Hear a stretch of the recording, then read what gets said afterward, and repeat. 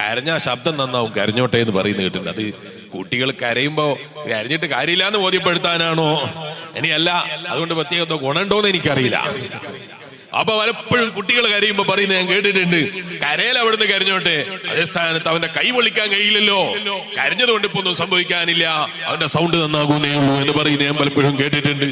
അപ്പൊ ഞാൻ പറഞ്ഞു വന്നത്, ഈമാനുള്ള വിശ്വാസികളെ, നമ്മൾ നമ്മളെ മക്കളെ കയ്യിലേക്ക് മൊബൈൽ ഫോൺ കൊടുക്കുമ്പോ, ഓ ഉമ്മമാരെ ഉപ്പമാരെ, നമ്മളെ മക്കളെ കണ്ണ് ദുഷിപ്പിച്ച് കളയാ, അത് വലിയ കാരണമാണെന്ന് മറന്നേക്കരുതേ. എന്നാ വെറും കണ്ണ് മാത്രമാണോ ദുഷിപ്പിക്കുന്നത്? അല്ല, അതേ ചെറിയ മക്കളുടെ ഹൃദയങ്ങളിലേക്ക് ആവശ്യമില്ലാത്ത വാക്കുകൾ, ആവശ്യമില്ലാത്ത ചിന്തകൾ, ആവശ്യമില്ലാത്ത കരുതിയ പല കാര്യങ്ങളും ഹൃദയത്തിന്റെ ഉള്ളിലേക്ക് നമ്മൾ പറഞ്ഞു കൊടുത്താൽ പോലും മാറ്റിയെടുക്കാൻ കഴിയാത്ത വിധത്തിൽ ആ മൊബൈൽ ഫോണിന് സന്ദേശം നൽകാം.